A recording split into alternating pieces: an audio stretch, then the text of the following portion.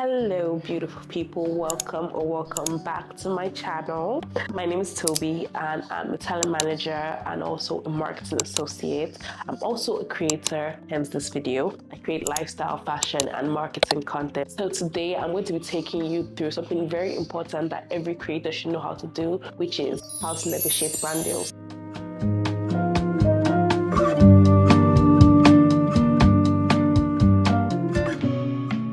Ever feel like you're stuck on the outside looking in, scrolling through TikTok or Instagram, seeing all these big creators landing brand deals left and right, and while you're still trying to figure out how to get noticed in the first place? Yeah, we've all been there. There's so much information out there, but sometimes it might seem like it's only accessible to a very few set of people. And I'm going to be breaking down the basics of how to negotiate brand deals as a small creator and how you can get a better deal for yourself, especially when you're negotiating with bigger brands. If you're a small creator, you might think negotiating a brand deal is something that you can do because you're smaller. Think you can ask for more money or draw up a contract or work out the terms and conditions of your partnership with the brand, but that's something that you absolutely should do and you should always look forward to doing. Here's the truth: even if you're a small creator, your audience has value to the brand. The brand sees value in your audience, that's why they want to work with you, and they need you as much as you need them, maybe even more. But hey, I didn't say that. First things first, you gotta know your worth, not just the numbers, but also connection that you have with your audience. One thing that's very important to brands is beyond the numbers and the analytics that you have is the connection between you and your followers. Also, the trust that you have with your audience. And that's why they work with a lot of smaller creators, because they know that trust between the audience and the creator is very tight. Before you even start the negotiation process, you need to have an understanding of what you offer. Are you creating content that drives engagement? Are you driving a niche but loyal community? You should know the selling points that you have as a creator. And these selling points are very important when negotiating brand deals. It's the difference between a low payday and a very high payday. When you approach a brand or when they reach out to you, one thing that's very important is for you to do your research. Who have they worked with in the past? How much did they pay them? If that's possible information that you could get. How was their campaign structured? What kind of content did they like to work with creators for? This would be very important information that would help you. You should research the brand. You should research their marketing strategy, their socials, their people who are tagging them in content, and what kind of content they are liking from those creators. This is very important because it sets the bar for how you would approach them or how you work with them. Something that's very important, and a platform that I tell a lot of people who have done a few brand deals to get on, is the platform CookiePayMe, because they understand the importance of pay transparency and they are working towards having a transparent influencer economy, because when you go on there, people tell you what rates specific brands have paid them, as well as what the deliverables were for that campaign, so that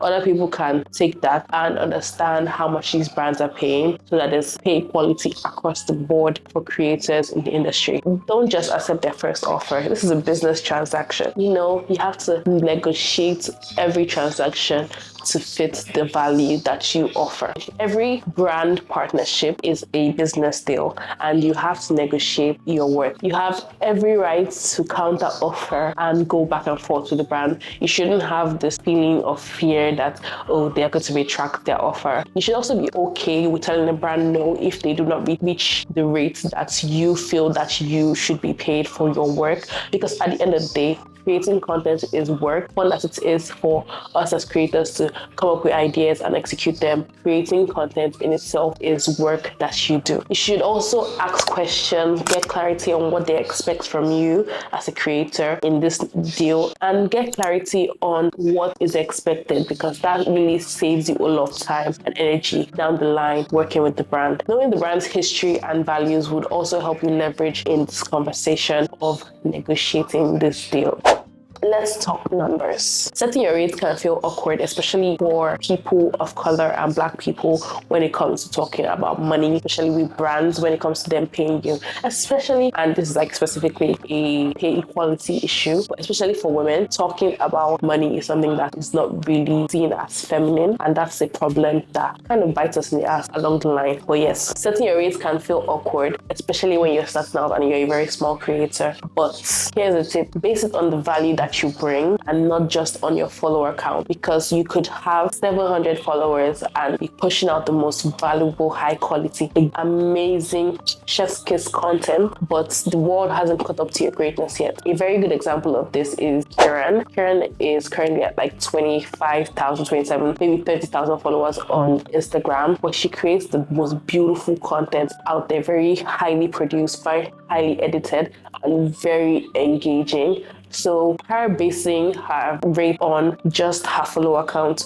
would be doing her a huge disservice, because she spent a lot of time, energy, and brain power to come up with the ideas, edit them, and execute them to perfection, for her to be charging very low just based on her follower count. Whether you have a flat rate for an Instagram post or a reel or a package deal for a set of deliverables like a photo and a reel and whatever, make sure that your price is set on your value but also your follower count, and make sure it's a price that you are comfortable with. I feel like everybody should have a get out of bed rate, a flat rate at which you would be willing to get up from bed to go to your desk to work on something. So I have a get out of bed rate, and it has to be met for me to be able to feel comfortable doing something that would involve time, energy, and brain power. So you should also have a get out of bed rate, which is like your lowest bare minimum. I just have to stand up from bed and sit at my desk. I just have to get up from bed price, and everybody should have one. And here's an important key to that: you should be able to justify your price. So obviously, explaining why you charge something might seem redundant to you, but you should be able to break down your price to the value that you provide. Content creation takes time. Editing takes effort. Your audience's trust is invaluable. The more prepared you are, the easier it is to negotiate confidently.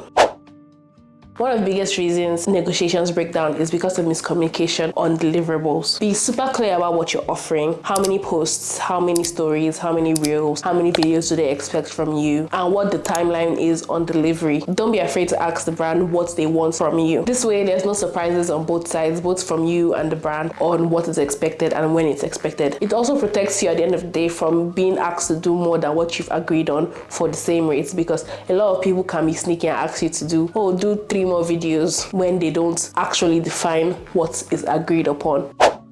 Now, this is where a lot of small creators get fucked up. Contracts, even if it's a small brand, even if it's your best friend, make sure that you have a contract. Whether you draw up the contract or the brand draws up the contract, make sure that there's a contract in place regarding the work you are doing for the brand. Always get it in writing. This protects both sides and make sure that everybody is on the same page. Don't feel bad about asking for a contract, because that's standard practice. Everybody asks for a contract. Everybody works on a contract basis when it comes to agreements such as this. It also shows that you take your work seriously. And a pro tip is to read your contract.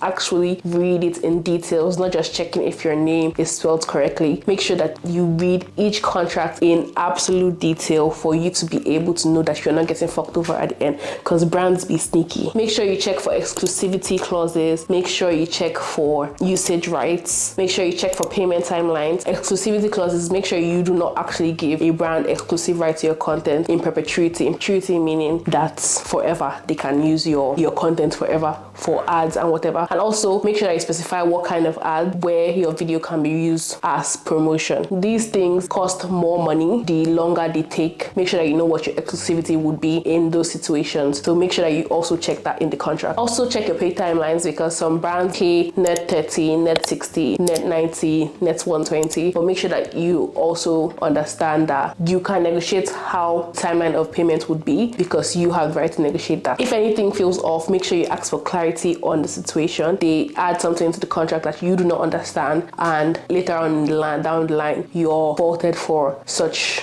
transaction. If you have a friend that's a lawyer, a family member, someone that you know who could read over the contract with you and make sure that you're not getting yourself into anything that would be a horrible situation later on. If a contract is not up to your standard, you should also always point out to the brands, I don't like this in the contract, can you remove that? Remove this, add this, because it's a business deal, it's a business transaction.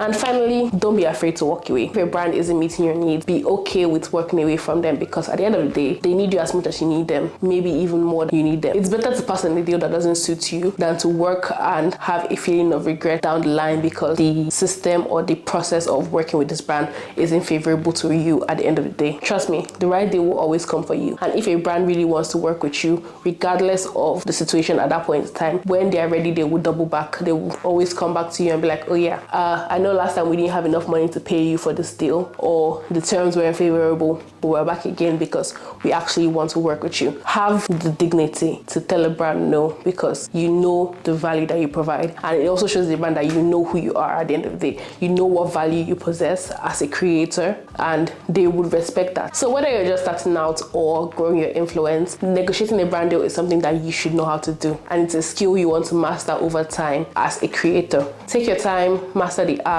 do your research, and know that your voice as a creator is valuable. Thank you for watching. Let me know in the comments if you have any questions, and also if you think I missed anything that you would want to input for other creators that are coming to know about. Put it in the comments, let everybody chime in and have a conversation. So thank you for watching. Until next time, live beautifully.